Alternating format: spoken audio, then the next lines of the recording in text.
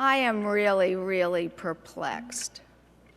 The good Vice Chair of Finance is asking that this bill be gutted. Absolutely gutted. Let's take away any help for the real job providers in our state.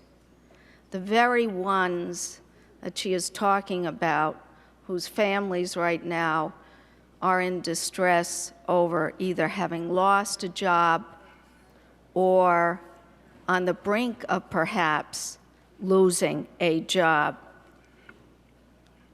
I just don't think there's any place in this great hall, this Senate chamber, to be advocating pure class warfare.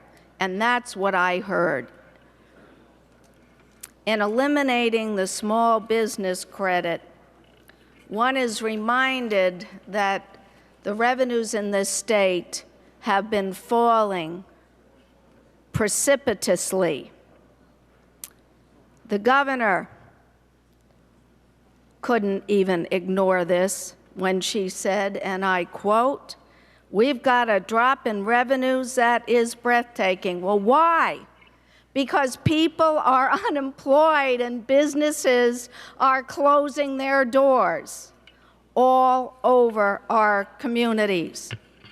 They need help. They need a response, a positive response from all of us who sit here and represent them.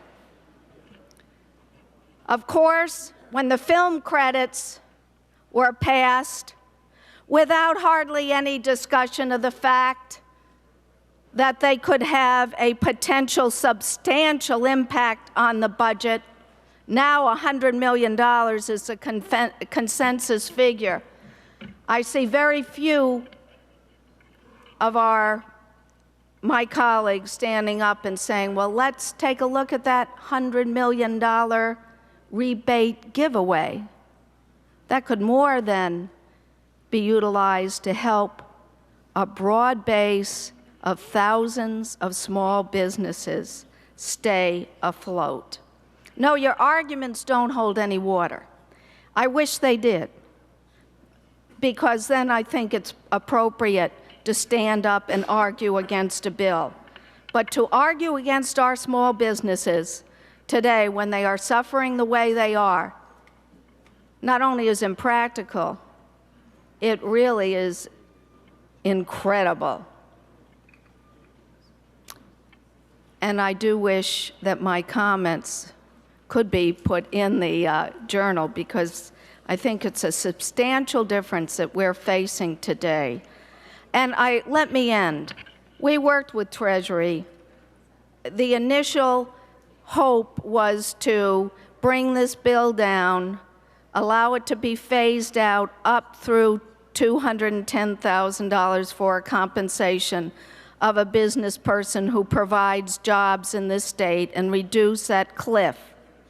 And we did so. Working with Treasury, it will cost approximately $50 million. But just imagine if it saves jobs and keeps some businesses open, then perhaps, and I do believe this will happen dynamically, that we will see more revenues in the state instead of what we have been seeing, which is a very dismal future and outlook right now. Thank you so much. Colleagues, let me clear up some, well, seemingly misinformation. First of all, a legislature cannot give corporate CEOs any pay raise. And embedded in their liability is their health care. It's part of their compensation, and it's embedded into their costs. So I think that's an important point here. What we're doing is just modifying that cliff so more small businesses, up to maybe approximately 15,000, can continue to retain jobs and perhaps even hire one or two more people. And that's what this is all about. It's all about jobs. Making it into a salary issue, yes, is class warfare. And I do take umbrage. And I think many people in our state would as well. This bill or amendment is an attempt to tie bar 3 House bills to this bill. But I don't even think that my colleagues would support it, even if we put on these amendments after the discussion that they've raised on the floor. Let me clearly say that these House bills deal with foreclosure bills. They have merit. The foreclosure bills coming from the House have merit. They deserve a full and thorough hearing, and they should be dealt with expeditiously. But I believe those would go to our banking committee. I do not chair that committee, but I am a member of it.